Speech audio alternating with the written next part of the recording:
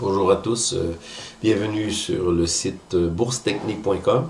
Ce matin, j'aimerais faire une analyse de la situation. On est le 26 mars 2016, à savoir qu'est-ce qui se passe réellement sur les marchés. On a connu une montée assez spectaculaire depuis quelques semaines au niveau des principaux indices, soit le Dow Jones, Standard & Poor's à New York, aussi un peu partout sur la planète. On va regarder la situation réelle, qu'est-ce qui se passe lorsqu'on regarde les tendances à long terme. J'aimerais aussi regarder le marché européen, asiatique aussi, jeter un petit coup d'œil là-dessus. Regardez aussi le marché de l'or, parce qu'on sait que l'or a cassé le 4 février, cassure vers la hausse.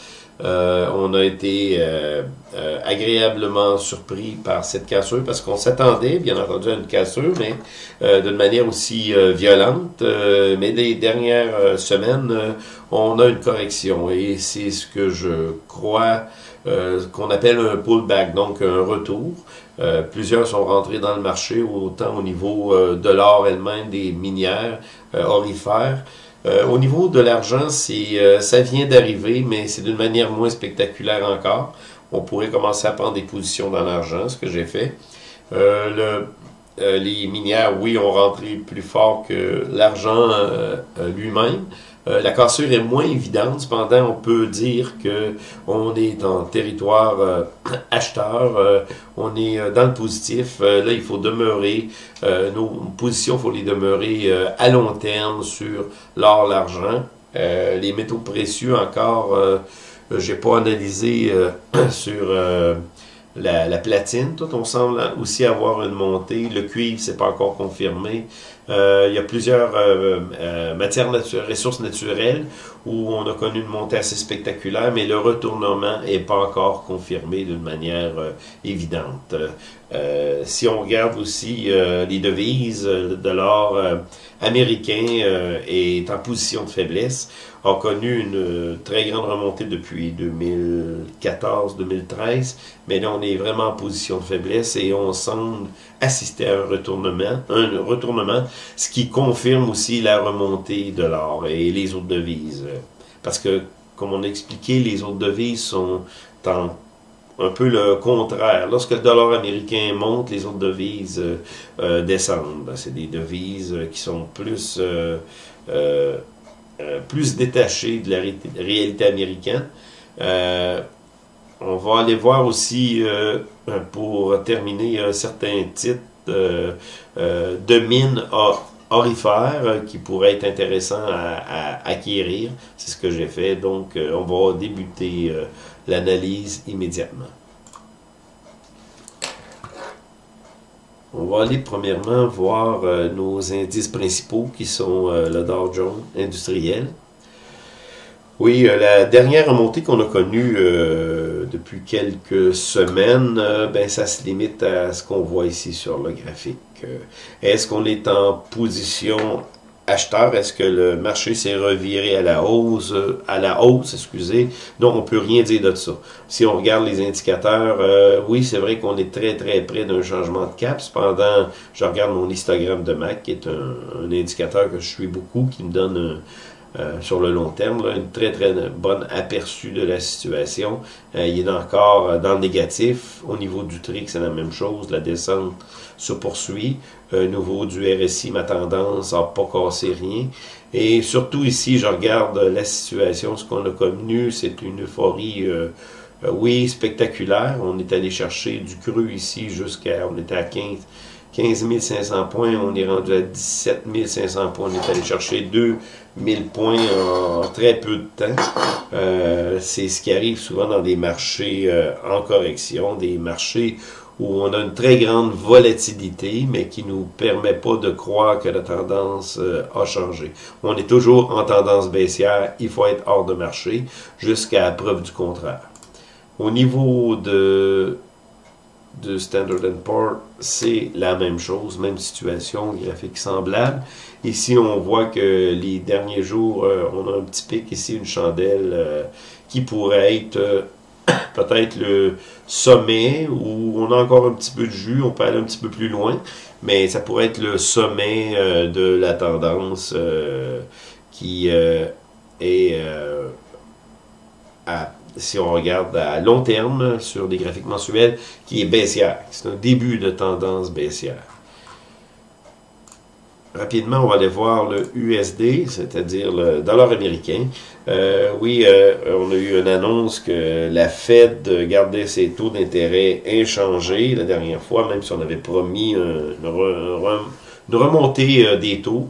D'après moi, il n'y aura pas de remontée des taux avant un bon bout, même si la Fed l'a promis. Ça, c'est une opinion très personnelle qui ne fait pas partie de mes analyses, peu importe. Sur les graphiques long terme, ce qu'on a connu, c'est une cassure d'une tendance qui était vers la hausse, confirmée par le RSI et confirmée aussi par l'histogramme de MAC. Au niveau du TRIX, on n'a pas eu encore de croisement, mais on s'en va dans cette direction-là. Donc, le dollar américain commence à démontrer de la faiblesse. On n'est pas encore en zone de correction, parce qu'il faudrait que ça casse ici, mettons à 94, 93, mais on est très très près de cette correction. C'est le dollar américain, excusez, a une corrélation immédiate sur l'or, et c'est ce qu'on peut constater. Ici, j'ai un ratio or, je vais le trouver, ce ne sera pas long. Je vais aller voir ici. Le ratio Gold USD. Si je regarde ici le ratio de l'or en corrélation avec le dollar américain, eh bien, on a une cassure ici. Donc, à long terme, j'ai tracé ma ligne ici volontairement pour aller chercher ces deux sommets-là, ou sinon on aurait eu vraiment une cassure qui aurait été encore plus évidente, qui ne change rien dans le scénario, mais c'est vraiment évident dans la relation or-dollar américain. On a une cassure à la hausse, et ici, c'est confirmé par le RSI, l'histogramme de MAC et le TRIX. Donc,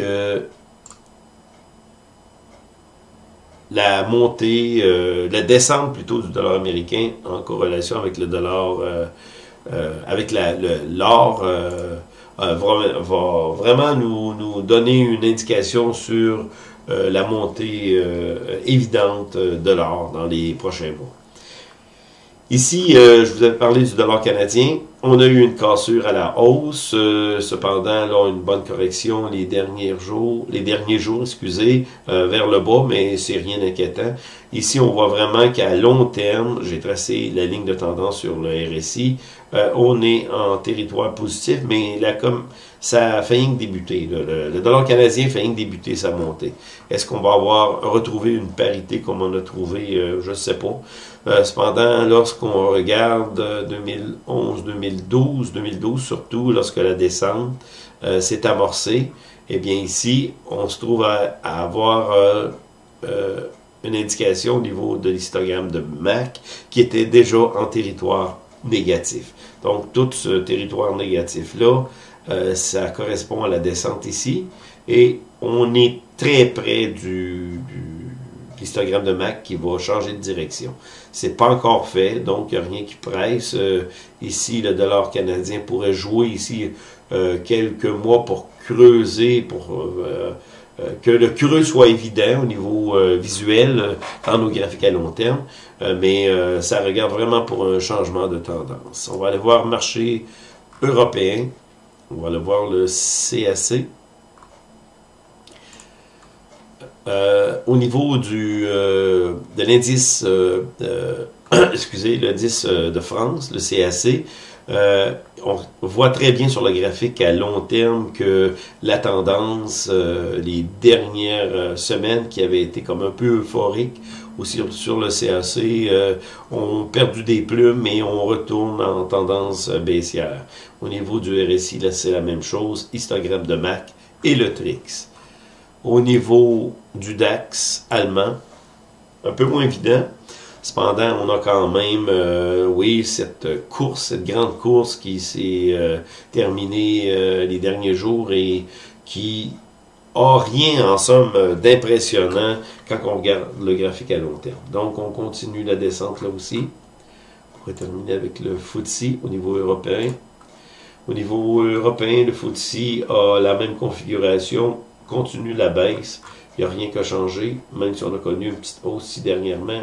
C'est la baisse qui prédomine la tendance. Sur nos marchés asiatiques, on va aller voir le excusez, L5 qui, oui, a connu une hausse dernièrement, mais qui paraît même très très spectaculaire à court terme, mais qui n'a rien de spectaculaire à long terme sur nos graphiques. Le scénario est le même, on est en tendance baissière.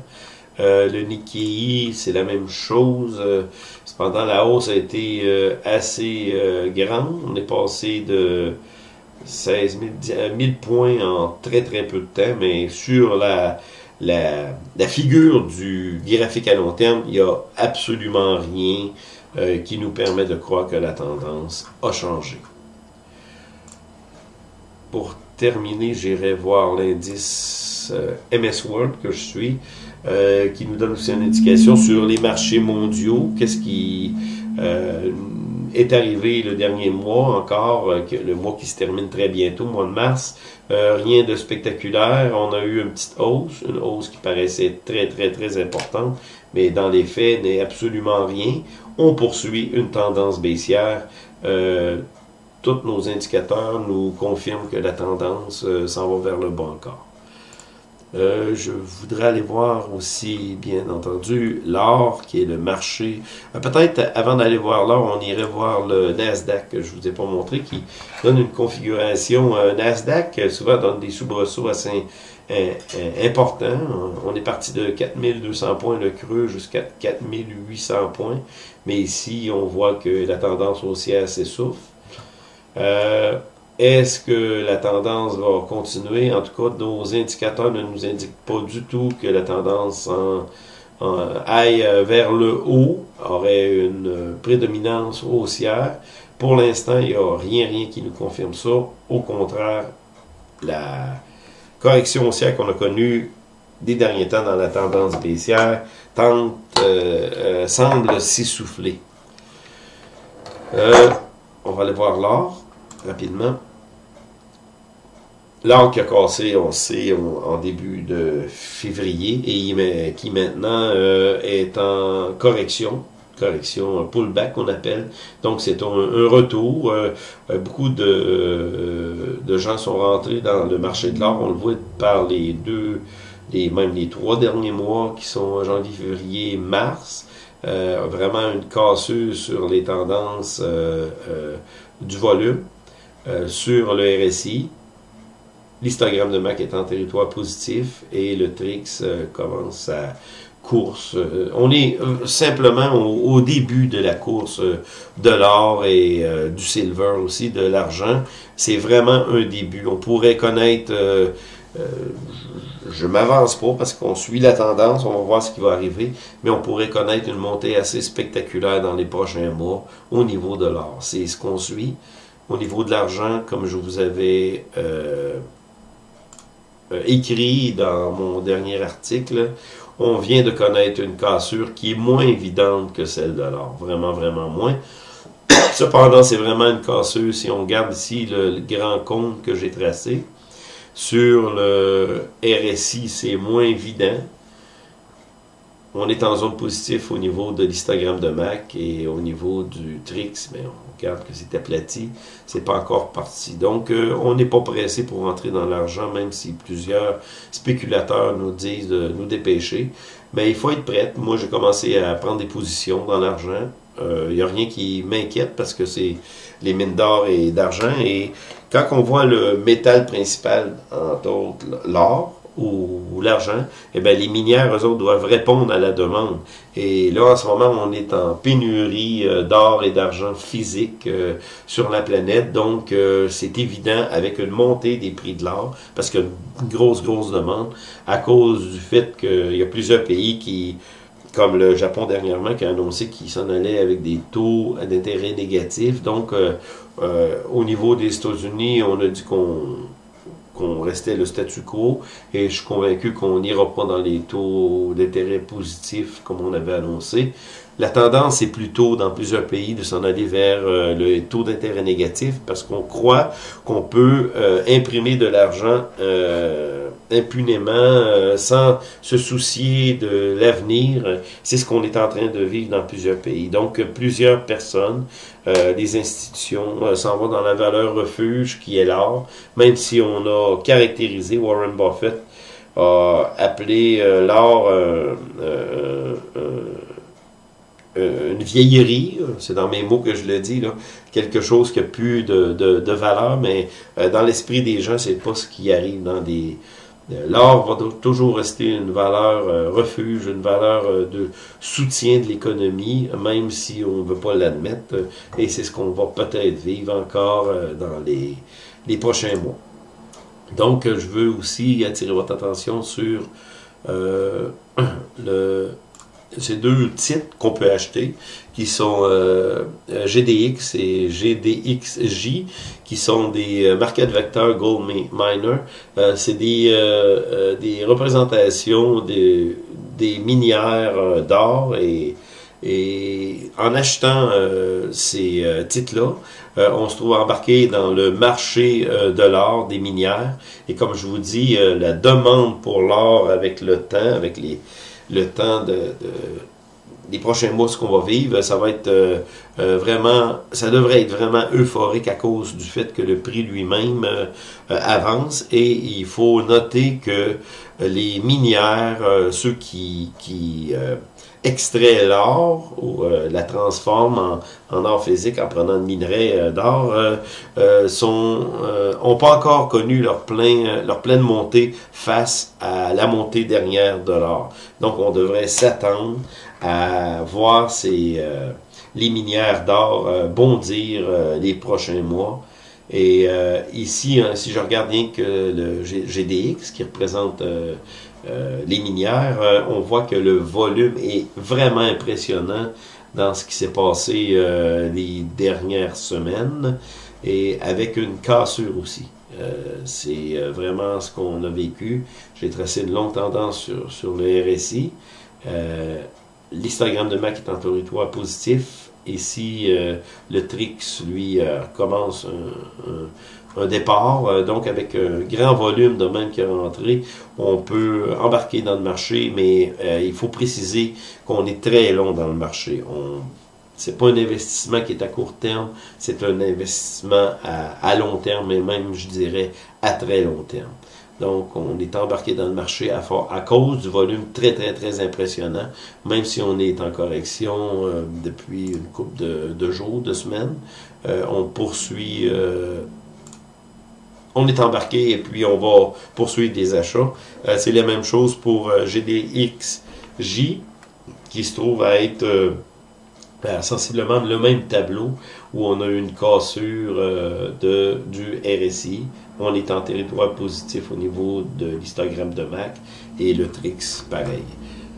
Au niveau de l'argent, pour terminer, j'ai acheté un titre. C'est rien qu'un exemple de titre. Je ne vous dis pas d'acheter ce titre-là, mais qui donne une bonne idée des minières d'argent, où on a eu un renversement de tendance vers la hausse, et on le voit d'une manière claire et précise ici sur ce titre, qui est un des exemples de titres. Vous pouvez d'ailleurs voir dans mon dernier article sur la brisure de l'argent, j'ai mis une liste de titres qui font partie de l'indice.